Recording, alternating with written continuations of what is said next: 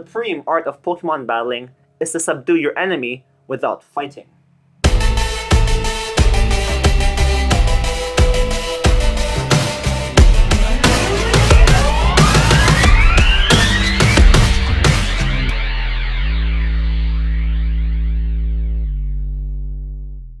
Hello YouTube! This is your friendly neighborhood maniac, Chrizmaniac, bringing you another Pokemon X and Y Wi-Fi battle.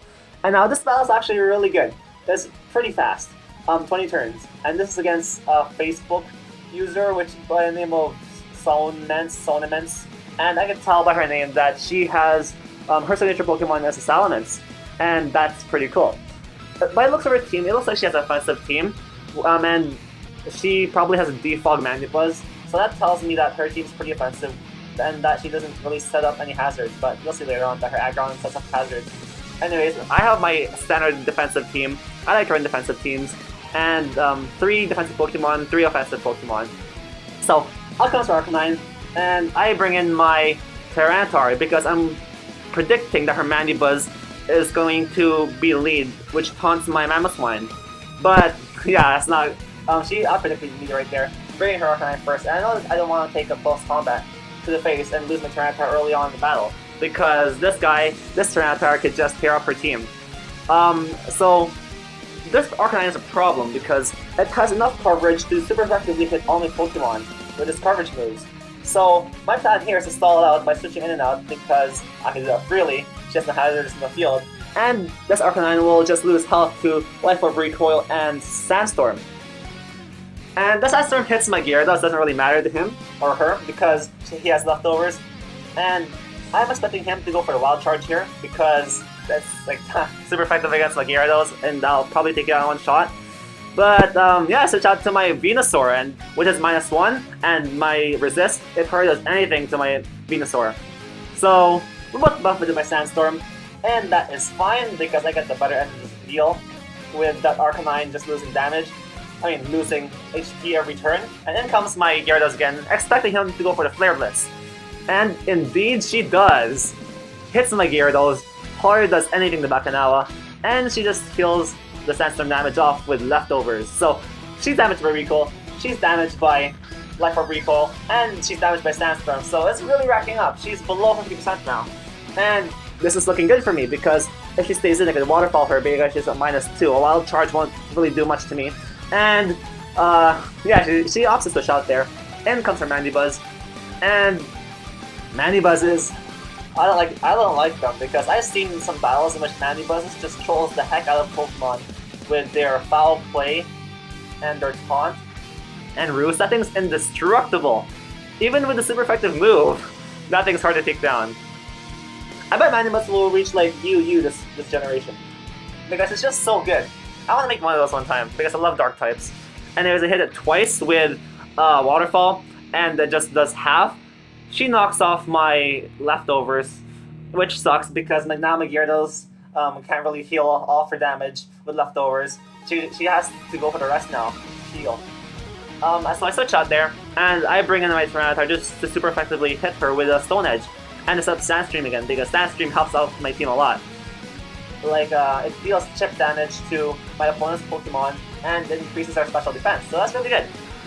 So, she's buffed by Sandstorm, she eats her leftovers just to heal it off, and now I go for the Stone Edge on this guy. But she switches out, she's pretty smart, and she's not like she's not a novice battler, she's pretty good. I go for a Stone Edge on her Aggron, and that hardly does anything to Aggron. I Earthquake again on his Aggron and deals a really good amount of damage to it, even though I think it's really defensive. She predicts me to switch out and goes for Stealth Rock, and that enables me to knock her out next turn with an Earthquake. And those rocks are on my side of the field for the rest of the match, because I don't have a Defog user or Rapid Spinner, so that kind of sucks for me. Doesn't really suck though, because my Pokemon don't really mind Stealth Rocks, except my Gyarados, but she can just rest off for damage. Anyways, things looks for Manectric. I know that this thing can't really do much to me, because that thing, most Manectrics tend to be special attackers. And this Tyranitar has an extreme amount of special bulk with his Assault Vest and his Sandstorm and his max HP, max special defense investment. So as you can see, the Volt Switch did like nothing. I go for a Stone Edge here, right on the Mandibuzz, predicted nicely, and that's really good damage to Mandibuzz. I go for a Stone Edge again next turn, just to try to take it out, because I don't let this Mandibuzz could wall my sweepers later on, which is my Alakazam and my Reuniclus. So she knocks off my my Assault Vest, and I hit her with Stone Edge, and that's a crit. That indeed did matter, because as you can see in the first attack, it only took out like 40%, and the Mandibuzz could have roosted off that damage next turn, but yeah, I critted her. That sucks. I'm sorry about that crit, but you know, I don't really feel bad because Stone Edge is a high critical ratio move, so whatever, it's part of the game. Anyways, I expect her to protect my Gyarados to switch in, so in comes my Venusaur, and she hardly takes any damage from that. And I Mega Evolve now into my Mega Venusaur to resist her Flare Blitz, and she might go for the Flare Blitz here, but she goes for the Extreme Speed instead, which is really lucky on my part. It enables the Philippines to survive one shot, and I can just Leaf Powder this Arcanine, and now it's incapacitated. So the Arcanine, I just subdued the Arcanine without even attacking it for the whole match, just by Sandstorm and Life Orb and her recoil. So stop hitting yourself. Anyways, in comes her Manectric, and I know that thing could quite possibly Flamethrower me, and that's fine because I have Thick Fat on this Venusaur. I outspeed that thing for some reason. Aren't Manectrics fast, especially with the Mega Evolution? That's really, really strange. Maybe she has a bad speed ID, because my Venusaur doesn't have any investment in special, in speed. Anyways, in comes my Tyranitar just to take any sort of,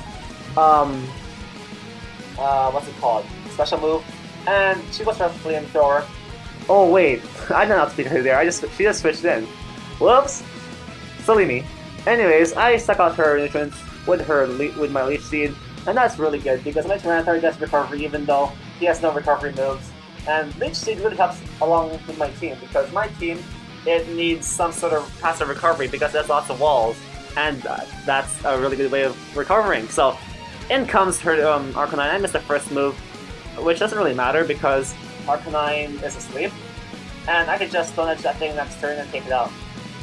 Or rather, Crunch.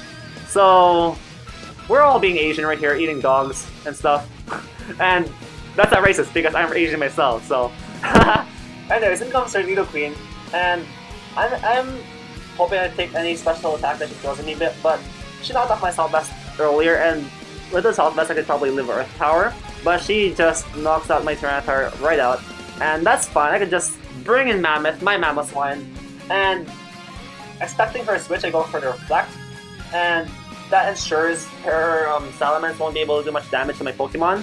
Anyway, she attacks me with a Fire Blast.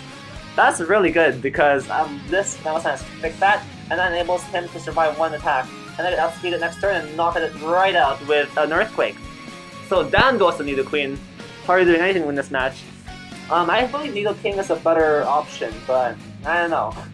I guess it's your own personal preference, because that thing has lower speed. Anyways, she revenge kills my Mamoswine with her Flamethrower from her Manectric, and in comes Spongerino.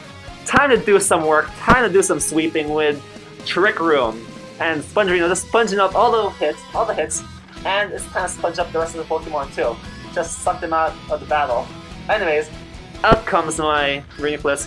He goes for Trick Room, and now it's time to Psyshock her with her signature Pokemon, and that does a huge amount of damage, like 80%. And that Dragon Ball hardly did anything to my Reuniclus. So Reuniclus is so good. I don't know why people don't really use Reuniclus that much, because Reuniclus just sweeps entire teams, which are often frail or are just really weakened by hazards. So yeah, I knock out 2 of her Pokemon, her Manectric, and her Salamence, and yeah, I defeated her. So good game. I believe that was a 3-0, so that's a pretty close game. I hope we could battle again, SoneMence, and yeah, I found that match really fun. So I hope you folks enjoyed this battle. Comment, like, and subscribe if you did, and I hope to see you all next time.